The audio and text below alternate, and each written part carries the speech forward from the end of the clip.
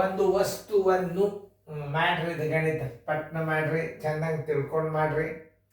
ಮಾಡೋದಾದ್ಮೇಲೆ ಹೇಳ್ರಿ, ನಾ ಬಂದು ತಿಳಿಸ್ತೀನಿ. ವಿಡಿಯೋ ನಂಬರ್ 284 ರೂಪಾಯಿ ವಸ್ತುವನ್ನು 20 ರೂಪಾಯಿ ಲಾಭದಲ್ಲಿ ಎಷ್ಟಕ್ಕೆ ಮಾರಬೇಕು? ಶೇಕಡ ಲಾಭ ಅಲ್ಲ, ಬರೀ ಒಟ್ಟು ಲಾಭ ಕೊಟ್ಟ ನಾವು. ಈಗ ನೋಡಿ, ಕೊಂಡ ಬೆಲೆ ಬರೋಬ್ಬರಿ 284 ರೂಪಾಯಿ. ಇಲ್ಲಿ ಲಾಭ ಶೇಕಡದಾಗಿಲ್ಲ. ಅವಾಗ ಏನಂತಾರೆ, ಅದಕ್ಕೆ ಒಟ್ಟು ಲಾಭ ಅಂತ ತಿಳ್ಕೊಬೇಕು. ಅದನ್ನು ಅರ್ಥ ಮಾಡ್ಕೋಬೇಕು. ಎಷ್ಟು? 20 ರೂಪಾಯಿ. ಅದು ಶೇಕಡ ಲಾಭದಾಗ ಬರುವುದಿಲ್ಲ. ಮಾರಾಟದ ಬೆಲೆ ಬರೋಬ್ಬರಿ ಎಷ್ಟು? ಮಾರಾಟದ ಬೆಲೆ ಬರೋಬ್ಬರಿ ಎಷ್ಟು? ಮಾರಾಟದ ಬೆಲೆ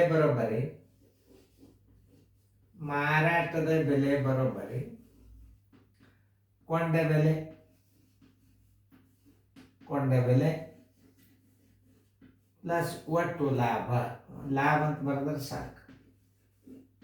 ಕೊಂಡ ಬೆಲೆ ಎಷ್ಟದ? 284 ಅದ. ಲಾಭ ಎಷ್ಟದ ನೋಡ್ರಿ? 20 ಲಾಭದ ಬರೋಬ್ಬರಿ 304 ರೂಪಾಯಿ. ಎಲ್ಲದ ನೋಡ್ರಿ 304 ರೂಪಾಯಿ. ಎ ಆನ್ಸರ್ ಬರೋಬ್ಬರಿ 304 ರೂಪಾಯಿ. ಉತ್ತರ ಸಂಖ್ಯೆ ಎ. ಇಂಥವೆಲ್ಲ ಸಣ್ಣ ಸಣ್ಣ ಲೆಕ್ಕಗಳು.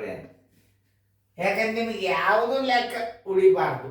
ಲಾಭ ಹಾನಿ ಲೆಕ್ಕದಾಗ ನೋಡ್ರಿ, ಚೆಂದಂಗೆ ನಾ ಹೆಂಗೆ ತಿಳಿಸಿ ನೋಡಿ. ಮುಂದಿನ ಮಾದರಿ ಹಾಕ್ತದ ಮಾಡಿ.